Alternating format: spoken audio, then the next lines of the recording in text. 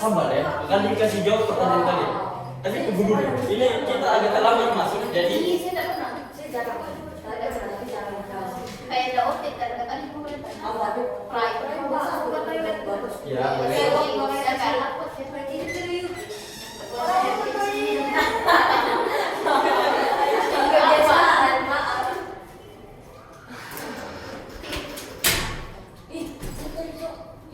Karena ini kita di Depok segitu kan itu harusnya masih ada. Kenapa kalau buka pintu di sini bergerak di sini? Berarti kamu kurang belajar Kan IPA ini sama trip kali. lain sih kak. Kasih apa? Kayak gini kan? Tidak, ini gipsum. Oh iya. Triples lagi. Iya, tipis banget. Ini kayaknya kakak ini guru sejarah sekaligus tukang di sini. Kakak ini bukan Google, bukan semua kakak yang kamu tanya. Kakak ada ya, oke? Jadi sabar. Tambahnya lagi semangat. Terima kasih atas pertanyaan randomnya. Tapi kita tahu tuh. Iya. Jadi tak tahu. Kamu jangan terlalu berharap kakak itu jadi Google. Harus tahu semuanya. Kita tahu, kita tahu. Kita tahu. Premium ini mah. Oke, Apa ini? sabar. Ada dong. Ini tidak masuk.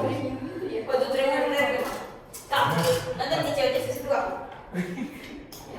Kalau udah malas, sudah tuh tadi cowok. Akhirnya nonton saja, kan keren banget, bagus. Jadi kalau nonton kak, Belum, iya. tapi nontonnya nanti selesai baru. oh iya. Full gitu, karena malas kayak nonton. yang berpas-pas. Betul. Saya juga, aku tunggu selesai. Tapi kan bisa di itu bisa 16 final besok Minggu. Hari Sabtu. Ya bisa terakhir yang cocok. Belum sabar. Kau kira kan saya bilang harus ada ini.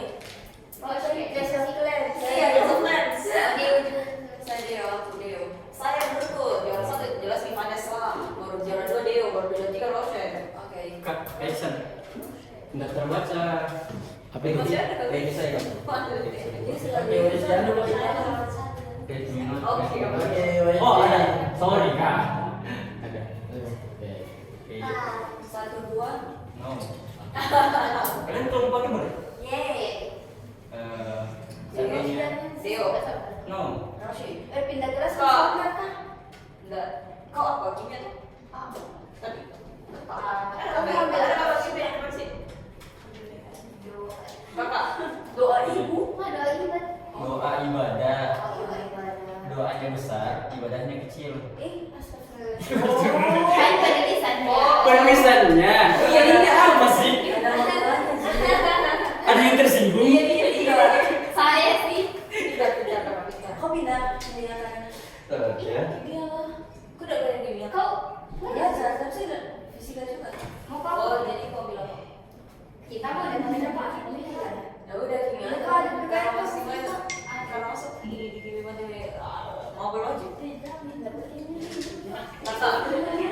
Kakak udah tidur deh, ya apa aja. Pernah ke Masih belum baca berat. Tapi kemarin ya. Oh, karena rumahnya di sana, Di mana? di Citralen. Dan Oh. kita sudah lagi minta sih kalau Kak Dia malas itu hari waktu ruang guru submit malas kesini karena bawa mobil sendiri. Ada yang kemarin kakak ada tuh, yang kakak kacamata itu. Iman. Siapa? Mas Iman. Kakak coach COC. Mas Iman, Mas Iman. Iya. Kakak coach melotot. Iya. Apa? Ini dia suka berlotot Iman. Dia suka berlotot sama Sebenarnya. kakak. Hai. Oke. Kesi. Wow, keren. Wow. Wow. Ini Wow. medals ini untuk kau. Demokrasi. Apa itu? Kehidupan. Demokrasi yang itu. Apa materi sekarang tidak nyambung.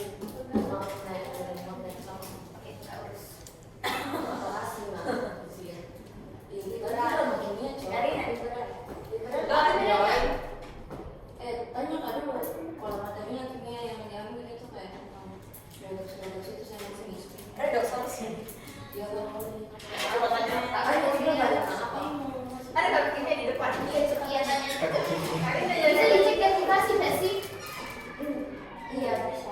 Saya udah dari semangat kita lagi. Lagi nggak bisa dia. Lagi nggak bisa dia. Boleh kembali nih, Pak. Saya relevan ke Eka. Wih, oh benar. Kemarin kan itu ada dari aplikasi. Kenapa dibilang kan? Nggak ada di aplikasi. Ada. Fisika di film di. Iyo, fisika pun cocok. Anu paling Apa selain cocok sih? Iya, apa materi kan yang selain? paling titik buku diulang Bagus anu. Yang molaritas sama molalitas sama Itu materi paling awal banget ya. iya. Mana materinya? Nggak ada. Sama fisika Sebenarnya ada itu yang What the fuck? titik Tekanan sama teks sama titik buku titik ini. lagi Masa? kata terakhir masuk kak Kita juga itu. kimia itu. Sorry banget dia udah reduks. Iya sudah ada dok. Soalnya kan di sebelumnya tidak. Tapi kita kayak berhenti kita masih reduksi suasana asal. Kita ada Iya masa? Reduks suasana masa ini. Itu selesainya asal. Tapi abang ada Dia bilang seminggu ini juga udah ada. terhenti. Nah ada yang sudah mulai reduksi kimia. Ini memang Masih asam reduksi. masih bahas. Iya. Ya, Baru selesai asam, Iya. lanjut basah. Lanjut Di kelas, basah. di kelas. Oh, di kelas lanjut pi. Di kelas lanjut di kelas. sama orang 12.5. Oke, boleh kita mulai pembelajaran kita teman-teman. Boleh. Oke, hal-hal yang mengganggu tolong disingkirkan dulu, HP-nya disimpan. Penggunaan HP hanya untuk aktivitas pembelajaran, apakah buka aplikasi, ya, kuis dan lain hal sebagainya. Oke, terakhir kan kita sudah belajar tentang, ada yang masih ingat? Materi terakhir. Perlawanan untuk mempertahankan. Upaya mempertahankan kemerdekaan. Kita kan masuk masa awal kemerdekaan, yaitu upaya mempertahankan dengan berbagai macam strategi. Ya. Ada umumnya ada dua, apa itu? Militer sama Militer sama? sama itu loh. Oke, diplomasi atau perundingan melalui pemerintahan ya, strategi politik pemerintahan. Nah, lanjut teman-teman, kita masuk ke materi selanjutnya yaitu masa demokrasi liberal dan terpimpin. Ya, yang kita mau cari tahu di sini tentang kondisinya Indonesia di tengah konstelasi perang dingin dulu. Nah, namun sebelum sampai ke situ, kita mau tahu dulu di sekolahnya sudah sampai di mana materi? Itu kemarin masa iso. Masa? Pertahanan. Perkembangan. Berarti kita satu langkah lebih cepat di sini ya. Ada yang sudah sampai di sini?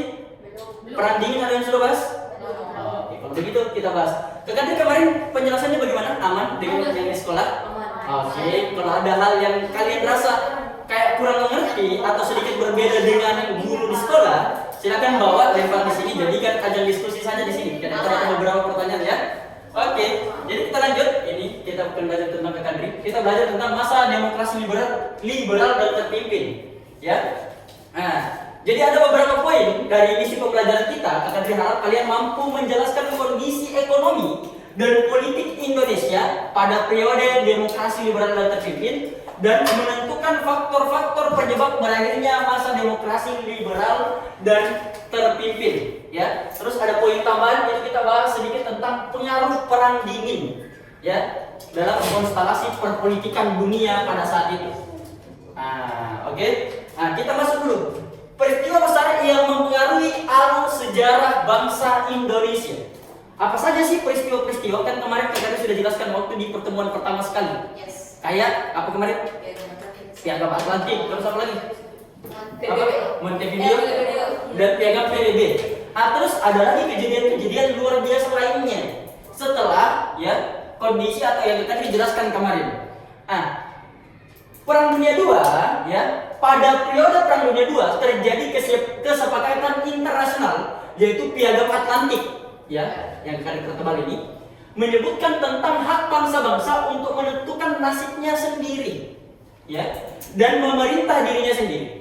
Kedua dokumen bersejarah ini kemudian menjadi sebagai salah satu rujukan berbagai bangsa yang masih dijajah untuk menuntut kemerdekaannya, termasuk Indonesia kemarin kan. Ada Piagam Atlantik, ada Piagam PBB. Indonesia itu ada garis yang digarisbawahi tentang bagaimana nasib suatu negara ya supaya dia bisa tentukan nasibnya sendiri, tidak diatur sama bangsa atau diatur sama negara lainnya. Ya, seperti yang terjadi pada Indonesia yang ditimpa ya kondisi kolonialisme. Kita menjadi negara koloni dari para, kita sebutnya penjajah Belanda pada saat itu. Terus apa hubungannya? Nah, dari Perang Dunia II ini ternyata perangnya belum berakhir. Ya, setelah berakhir Perang Dunia II, ya, lahirlah beberapa piagam-piagam yang akan dijelaskan. Nah, ada lagi yang disebut dengan Perang Dingin. Ada yang tahu apa itu Perang Dingin? Bukan kebiasaan kalian yang diam-diaman begitu saja tanpa sebab. Kayaknya kalian tahu gitu tentang Perang Dingin. Sudah minimal ada Apa? Iya. Iya. Jadi Perang Dingin itu kayak perang bagaimana gini. Jadi tadi jelaskan ya, Perang Dingin itu bukan kamu diam, ya dia diam, tidak ada pembicaraan. Bisa ya. Bukan jika. Dari jian rasakan kah? Oke, aman ya. Perang Dingin ini apa sih? Perang Dingin ini berlangsung antara Amerika dan Uni Soviet. Jadi pasca Perang Dunia II, teman-teman. Langsung menyelesaikan. Oke. Pasca Perang Dunia II, lahirlah negara-negara yang mengakui bahwa dia adalah negara yang menang dalam peperangan. Ya. Atau disebut dengan negara-negara adidaya yang punya power besar. Nah, Perang Dingin berlangsung antara Amerika dan Uni Soviet yang sama-sama mengakui yang menang Perang Dunia II itu saya, Amerika. Yang menang Perang Dunia itu saya, Uni Soviet. Nah, muncul sebagai dua negara adidaya pemenang Perang Dunia II. Dunia pun seketika terbagi menjadi dua. Karena dua-duanya butuh validasi. Validasinya apa itu? Ya, kamu mengikut sama dia. Negara-negara yang baru merdeka ataupun negara-negara kecil lainnya perlu kiblat ya untuk menjadi negara yang bisa dicontoh. Artinya negara yang besar kayak Uni Soviet dan Amerika. Akhirnya mereka menyebar pengaruh mereka. Dijelaskan ya, dunia pun seketika menjadi dua blok. Ya, dua blok, yaitu blok barat yang dipimpin oleh Amerika Serikat yang berideologi liberal dan blok timur yang dipimpin oleh Uni Soviet yang berideologi komunis. Jadi caranya supaya ditahu kamu ikut di blok mana, ya lihat ideologi negara tersebut.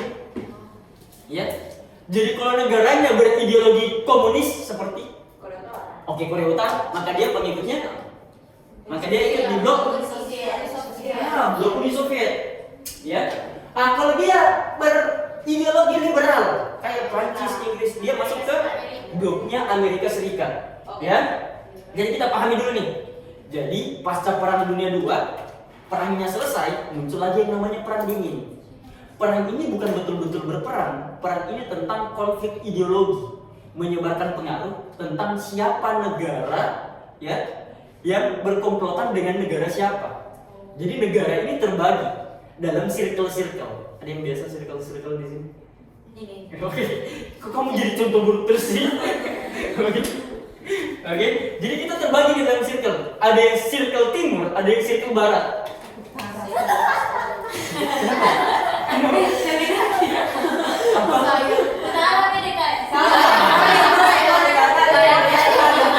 Terima kasih sekali. Kamu jadi blok baru. Oke. Jadi kedua negara tersebut berlomba-lomba untuk menarik negara-negara lain di dunia untuk masuk ke dalam blok mereka. Dan inilah yang disebut dengan Perang Dingin, ya. Sehingga turut mempengaruhi sejarahnya Indonesia. Pertanyaannya, kira-kira kalau kamu hidup di masa itu, kamu mau masuk di Uni Soviet, blok timur, atau mau masuk di blok barat? Saya mau disebut blok timur. Kenapa? Coba satu yang tinggal. Kenapa mau masuk? Karena tuh kalau Uni Soviet itu lumayan tegas gila. Jadi kayak kalau ada korupsi udah langsung dibunuh kayak di Cina tuh. Oke, kayak langsung dipukul di depan. Jadi kamu mau pokoknya sanksinya tegas nih. Iya. Pokoknya yang ada kamu melanggar sanksinya tegas, tidak tebang pilih. Iya. Kamu bisa kirim ke Korea Utara. Yang lain. Ada yang punya pendapat lain? Kalau teman kita dari tadi pilihnya komunis. Kamu kenapa barat? Karena kamu tidak suka sama dia. Oke, bagus. Itu liberal itu lebih bagus daripada daripada komunis. Kenapa?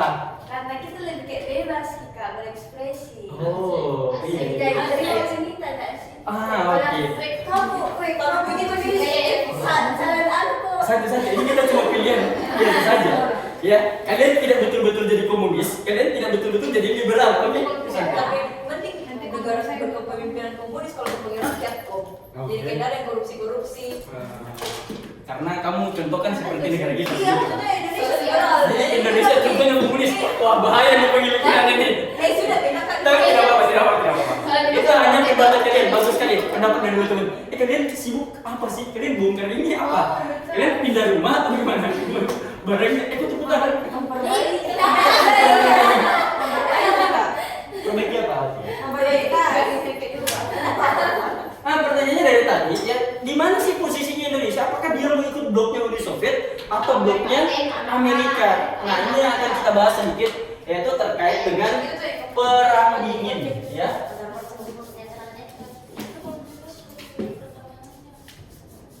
Oke, perang dingin. Nah, jadi kita mau tahu ini, perang dingin ini, kita ini berada di poros mana? Nah, akan dijelaskan dulu. Nah, ada yang disebut dengan Konferensi Asia Afrika. Ya, jadi akan dikirim dulu penjelasannya, kalian simpulkan nanti Indonesia dari mana. Nah, penyelenggaraan Konferensi Asia Afrika diawali dari ide Soekarno. Berarti Indonesia itu punya pengaruh besar setelah kita merdeka. Keren. Ya, salah satunya muncul dari pemimpin aktif. Oh iya, sama dia. Oke, salah satunya muncul langsung dari sang proklamator, pemimpin bangsa kita pada saat itu, yaitu ide Soekarno yang disampaikan kepada Ali Sastromijoyo, ya, pada konferensi Kolombo. Ya, idenya datang karena Perang Dunia II banyak negara-negara yang masih bersitegang karena adanya blok Barat dan blok Timur. Jadi setelah Perang Dunia II ada lagi persitegangan tentang mereka mau masuk blok Timur, mau masuk blok Barat. Padahal Perang Dunia II yang memakan banyak korban jiwa dan dan banyak kerugian bagi tiap-tiap negara itu baru selesai. Yang dikhawatirkan, apakah perang dingin ini akan membuka perang asli selanjutnya, perang dunia ketiga mungkin, ya? Di konferensi Kolombo yang dilakukan di Sri Lanka, pemikiran itu menyelenggarakan konferensi Asia Afrika menjadi bahan pembicaraan utama.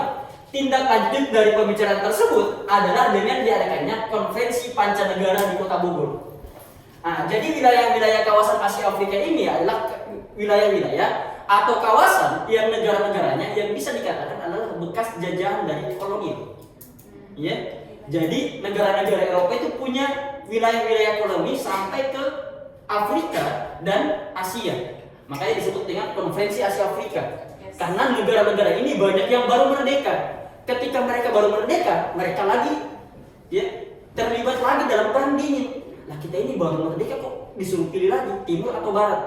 Ini kita baru trauma kemarin loh, Perang Dunia II. Muncullah ide Soekarno. Bagaimana kalau kita adakan pertemuan lagi untuk membahas kondisi negara-negara, utamanya negara-negara Asia Afrika.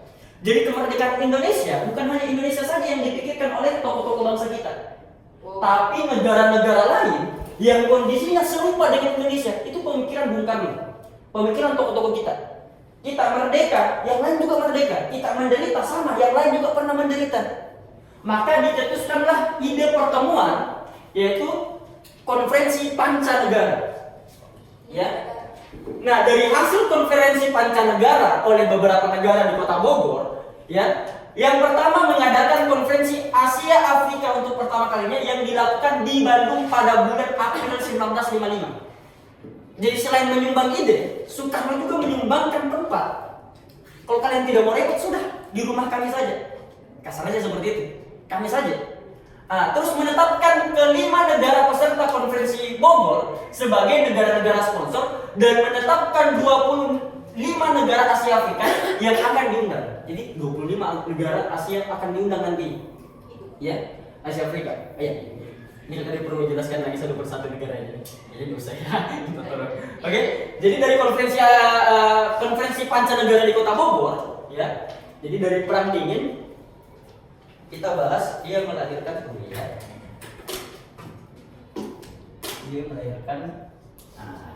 kondisi negara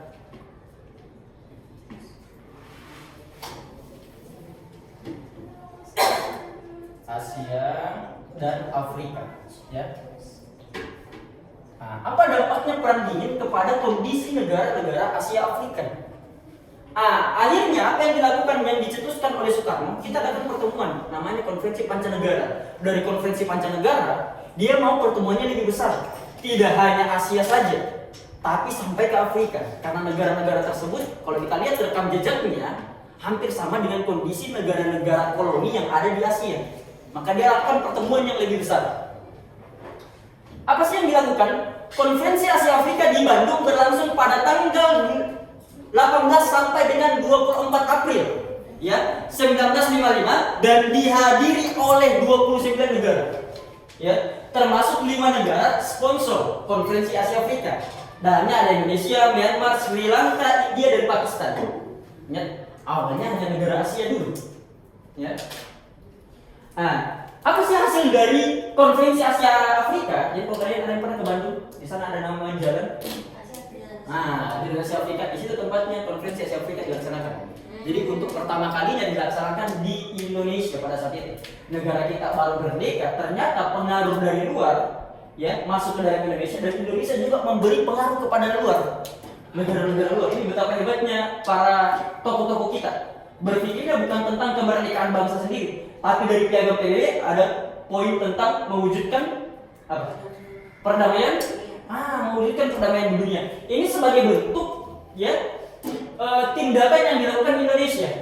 Akhirnya ada beberapa poin ya yang disepakati. Yang pertama, menghormati hak-hak dasar manusia sebagai tercantum dalam Piagam PBB, menghormati kedaulatan dan integritas ya keutuhan seluruh bangsa, terus mengakui persamaan ras dan hak seluruh bangsa, tidak mencampuri urusan dalam negeri negara lain, menghormati hak tiap bangsa dalam mempertahankan diri sebagaimana dalam Piagam PBB, lalu tidak melakukan tekanan kepada negara lain, tidak boleh menekan negara lain, tidak melakukan agresi terhadap negara lain. Agresi itu kayak menyerang, ya agresi militer, kayak agresi militer Belanda yang pertama dan yang kedua ya. Menyelesaikan perselisihan internasional secara damai. Jadi kalau ada berselisih, ya perselisihannya diselesaikan dengan cara damai. Terus apa lagi? Memajukan kerjasama demi kepentingan bersama, dan yang terakhir menghormati hukum-hukum serta kewajiban internasional. Jadi kita punya kewajiban internasional. Ya, jadi ini poin dasar sila Bandung. Kira-kira bagus tidak? Ya. Jadi dari kondisi negara-negara muncullah yang disebut dengan KAA, ya, atau Konferensi Asia Afrika. Konferensi Asia Afrika menghasilkan yang namanya dasar sila Bandung.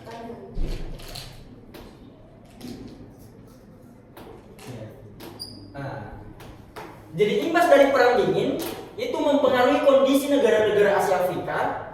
Kondisi negara-negara Asia Afrika akhirnya bersepakat untuk melakukan konferensi. Ya. Dari konferensi itu lahirlah dasar sila Bandung. Ya, jadi kalau kita lihat dari perang dingin terus itu secara kronologis. Lanjut lagi. Muncullah lagi istilah dari GNB, Gerakan Non-Blok. Ya. Kira-kira apa itu gerakan non-blok? Netral. Netralnya dalam artian kayak gimana ini netral? Ini adalah salah satu langkah jenius yang dilakukan tokoh bangsa kita untuk tidak berpihak kepada timur ataupun barat. Kenapa kira-kira? Kenapa kira-kira? Oke, bagus. Salah satunya tidak mau berkonflik. Tidak mau ikut campur dalam perang dingin, bagus. Kalau kita lihat pada tanggal 1 sampai 6 September 1961 yang diadakan konferensi tingkat tinggi ya di Yugoslavia sebagai tindak lanjut atau realisasi poin dalam dasar sila Bandung, yaitu menyangkut kesejahteraan suatu negara. Akhirnya dilakukanlah pertemuan lagi. Nah, dalam KTT ini didirikan yang namanya GNB, Gerakan Non-Blok, ya, yang diprakarsai oleh 5 negara: Indonesia, India, Yugoslavia, Ghana, dan Mesir. Ya. Gerakan Non-Blok antara lain membahas beberapa poin. Yang pertama, memelihara perdamaian dan keamanan internasional. Yang kedua, mengusahakan tercapainya ya pelucutan senjata secara umum dan menyeluruh di bawah pengawasan internasional, ya, secara efektif tentunya. Terus mengusahakan agar PBB berfungsi secara efektif. Terus mengusahakan terwujudnya tata ekonomi dunia baru dan mengusahakan kerjasama di segala bidang dalam rangka mewujudkan pembangunan ekonomi dan sosial. Ya, jadi ini pertemuan selanjutnya ya dalam KTT yang dilakukan di Yugoslavia. Didirikanlah yang namanya GNB, Gerakan Non-Blok, oleh beberapa negara pencetus, ada Indonesia, India, Yugoslavia, Ghana, dan Mesir. Jadi mereka tidak mau termakan bujuk rayu-an untuk masuk blok timur ataupun masuk blok barat. Ya, kira-kira apa potensi atau dampak ketika kita masuk ke dalamnya? Kenapa itu dianggap sangat berbahaya? Bisa memicu perang selanjutnya, jadi rata-ratanya ada sosial yang seharusnya direalisasikan tidak direalisasikan. Betul. Itu dapat memicu terjadinya perang selanjutnya. Ya, dari perang dingin bisa jadi mungkin muncul lagi perang dunia 3, PD3. Kita ambil contoh beberapa negara ya yang jelas-jelas mendeklarasikan untuk masuk ke dalam satu blok. Apa yang terjadi? Apa yang terjadi? Korea Utara, Korea di depannya, semenanjung Korea. Dulu itu tidak ada Korea Utara, Korea Selatan. Namun terbagi menjadi dua, terlibatlah mereka perang saudara. Karena kenapa? Karena perbedaan ideologi. Yang satunya mau komunis, yang satunya mau ke barat. Akhirnya pecahlah. Negara-negara lainnya juga seperti itu. Hampir semua negara yang getol mau masuk timur atau barat, tempatnya dijadikan ladang peperangan. Ya, apakah perang saudara ataupun perang negara lain mengatasnamakan membantu. Sehingga terjadilah beberapa perang ya di berbagai daerah mengatasnamakan lebih pilih ideologi timur daripada barat ataupun sebaliknya. Indonesia ya, seandainya Soekarno tidak berpikir panjang tentang hal tersebut, maka Indonesia juga bisa jadi kita terbagi menjadi timur dan barat juga. Bisa jadi kita jadi ada yang berpaham komunis, ada yang berpaham liberalis. Negara-negara seperti itu. Untuk mematenkan satu saja ya ideologi di sebuah negara, perlu perang saudara terjadi di mana-mana. Terjadi di Vietnam, terjadi di Cina, terjadi di Korea. Ya. Cina itu terbagi. Kita ambil contoh. Cina berperangkah. Pernah dengar Taiwan? Sampai sekarang masih. Korea sampai sekarang masih. Ya, Vietnam. Ya. Perang saudara yang ada di sana. Dan beberapa negara-negara lainnya yang melegitimasi dia mau masuk ideologi salah satu ideologi, akhirnya apa? Negaranya terlibat konflik. Ya, dan mudah dimasuki oleh pengaruh negara-negara yang dikatakan adidaya ini. Jadi seandainya pada saat itu kita juga ikut-ikutan masuk di blok timur ataupun blok barat, bisa jadi kita bisa terpecah. Kita sudah terpecah dalam suku-suku ini, kita sudah terpecah dalam penjajahan-penjajahan kemarin ini. Ya, jangan sampai kita berperang lagi internal kita karena faktor ideologi seperti yang terjadi antara Korea Utara, Korea Selatan. Jadi bisa jadi ada Indonesia Barat, Indonesia Timur. Nah, kalian pilih saja mau masuk di mana. Sudah kita timur. Kita timur. Jadi seperti itu. Sampai sini dulu, ya. Jadi dari Dasar-Sila Bandung lahir lagi yang namanya apa tadi? Gerakan. GNB. Kita singkat saja ya. GNB, ya.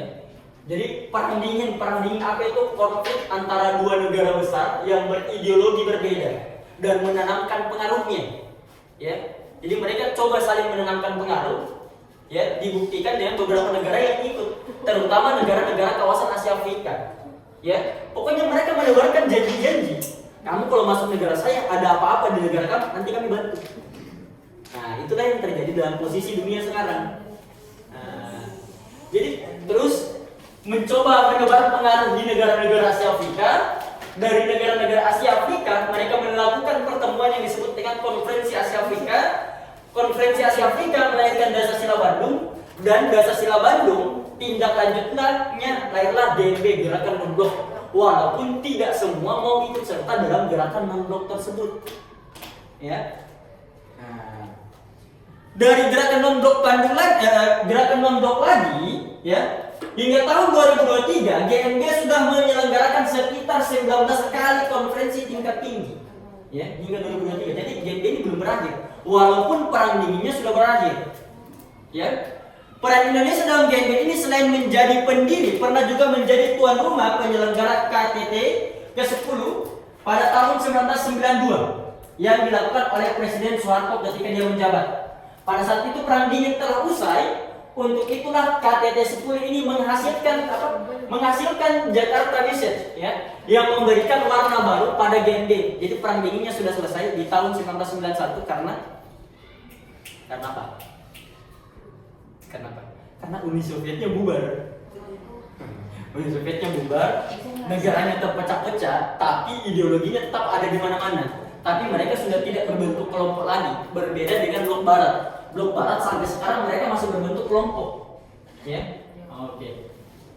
Nah, apa isi dari hasil GNB tersebut? Kerjasama pada pembangunan ekonomi negara-negara berkembang, pengentasan kemiskinan, dan persoalan lingkungan hidup. Jadi walaupun perang dinginnya sudah selesai, ya, tapi GNB tetap dilaksanakan sebagai bentuk tindak lanjut dari pertemuan-pertemuan selanjutnya, ya, sebelumnya, dan membuahkan hasil yang cukup positif untuk negara-negara ini. Kemudian pada abad ke-21 GNB yang dihadapi adalah beberapa tantangan. Yang pertama, persoalan terorisme di berbagai negara, pelucutan senjata pemusnah massal. Nah, pernah dengar senjata pemusnah massal? Contohnya ya. Genosida itu tindakannya, perilakunya genosida. Senjatanya yang digunakan untuk menggenosida itu yang disebut dengan kayak biasanya senjata nuklir. Jadi dalam perjanjian internasional senjata itu tidak bisa digunakan, ya, ketika dia itu tujuannya untuk ini pemusnah massal.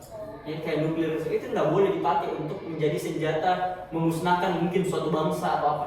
Itu tidak boleh. Terus ada konflik intra, ya, dalam dan antar negara, serta dampak globalisasi di bidang ekonomi, informasi, dan teknologi. Jadi ini beberapa poin dari KTT GNB yang selanjutnya sampai tahun 2023 kemarin masih tetap dilaksanakan. Ya, ini pemikiran dari awal tahun 1945 sampai sekarang masih terlaksana. Ini pemikiran tokoh-tokoh bangsa kita. Jadi dia berpikir ke depan tentang bagaimana kondisi Indonesia ke depan. Apakah kita masuk blok timur, blok barat? Kalau kita masuk blok timur, blok barat, apa yang terjadi? Hingga akhirnya muncullah poros baru yang disebut dengan gerakan non-blok, ya, yang tentunya kita bisa rasakan sekarang, ya. Walaupun kita tidak bisa buktikan, walaupun kalau kita masuk blok timur apakah bisa lebih jaya, ataupun masuk blok barat bisa lebih bagus, itu belum tentu, ya. Tapi setidaknya setelah kemerdekaan kita aman-aman saja, terbebas dari perang ideologi atau perang saudara akibat ideologi, kayak yang dirasakan negara-negara tetangga kita, Cina itu terbagi sampai sekarang, ya. Jadi Taiwan merasa dirinya bukan bagian dari Cina, Cina masih merasa Taiwan negara mereka. Korea Utara, apa itu? Mongol itu lain lagi, dia sebuah daerah juga. Jadi Cina, Mongol, ini bahasnya panjang lagi kalau Mongol. Jadi Mongol ada lain, Cina lain lagi, Taiwan ada lagi.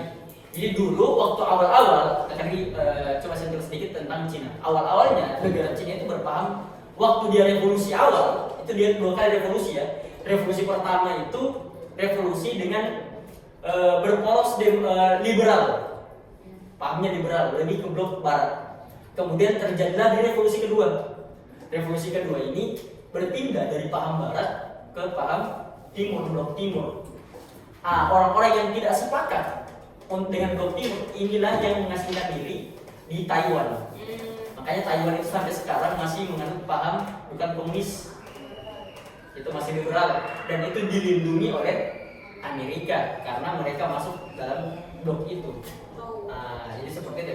Jadi sampai kapanpun Taiwan merasa diri mereka akan merdeka dan sudah merdeka dan bukan bagian dari Cina. Jadi begitu. Korea Utara, Korea Selatan juga awalnya juga sama seperti itu juga, ya. Walaupun pada akhirnya ditandatangani sebuah perjanjian yang membagi wilayah antara selatan dan utara sehingga tidak berkonflik lagi. Walaupun sampai sekarang masih setengahnya ada utara. Oke?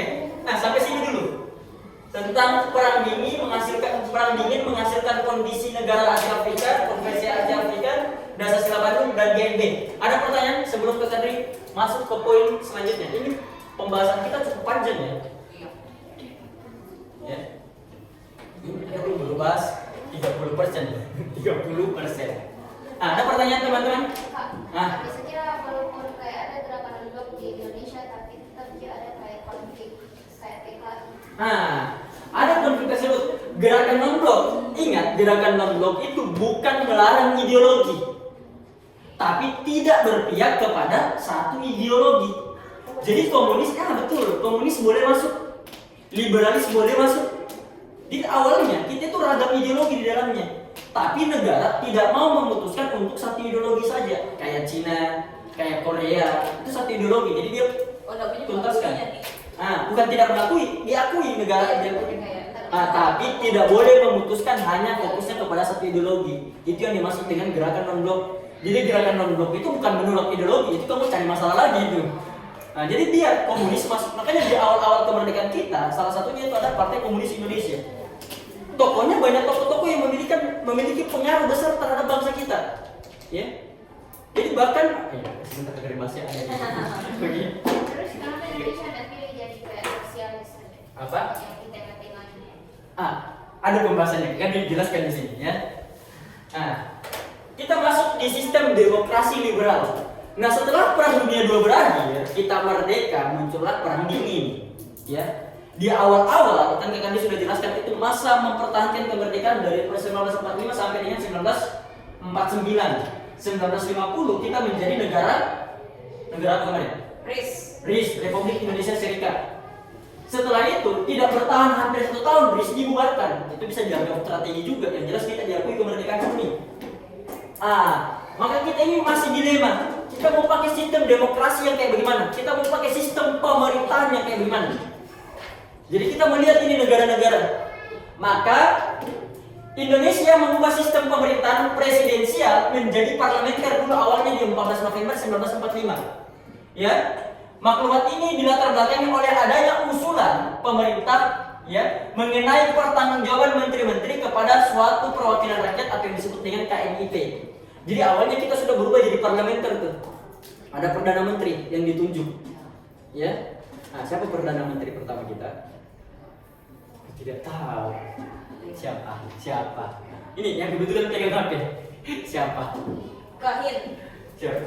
Ada tokoh dari golongan muda yang dengarkan radio. Nanti kamu koreksi sendiri ya. Sultan. Oke. Jadi dipilihlah sistem demokrasi liberal. Kenapa demokrasi liberal yang dipilih? Kenapa kita tidak pakai monarki absolut? Kenapa tidak pakai monarki konstitusional? Ya, kenapa yang dipilih sistem demokrasi liberal? Nah, sistem demokrasi liberal dipilih oleh pemerintah Indonesia sebagai salah satu upaya menarik simpati internasional. Karena kenapa? Karena negara-negara yang pada saat itu menang Perang Dunia II dianggap menggunakan sistem pemerintahan ini. Supaya menarik simpati kita juga bisa diakui merupakan bagian daripada mereka, maka kita gunakan saja sistem demokrasi liberal. Ya. Jadi gampangnya seperti itu.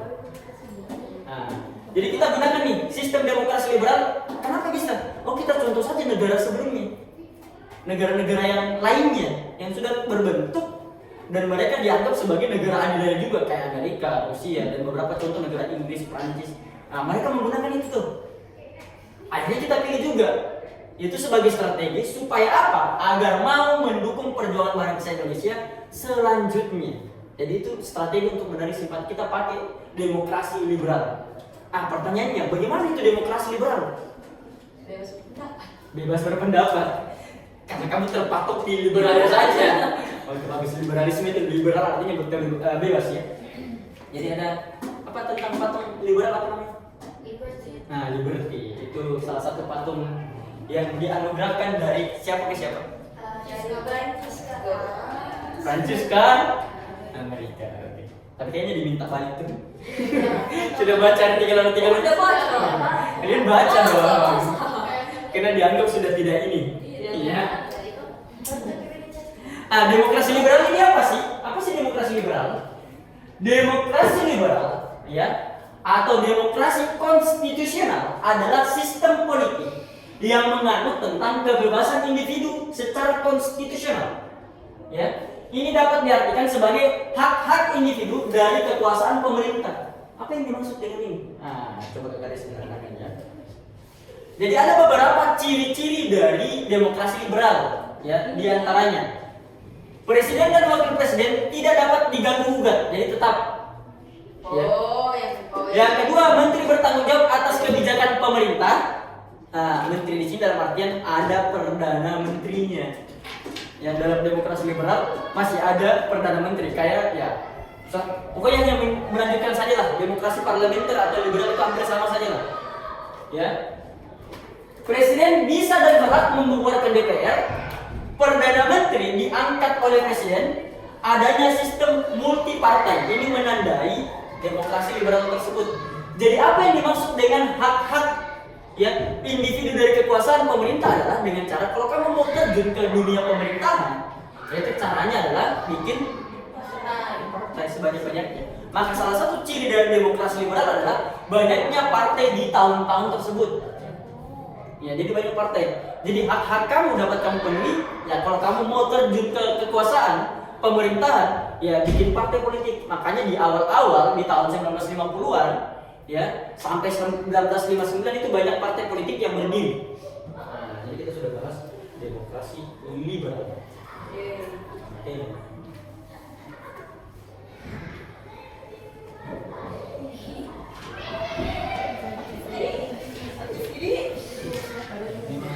Lagi aku maksudnya mereka ya. Jadi siapa sih? Ya kan sama juga ya.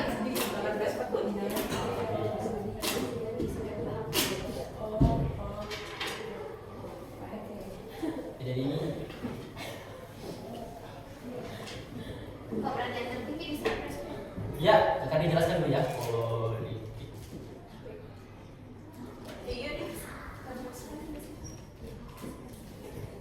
Mungkin kalau presiden presidensial, ya semuanya di presiden. Bagaimana cirinya? Kita lihat. Ciri yang paling mencolok adalah ya, ada dua kepala dalam pemerintahan, pemerintahannya, ya.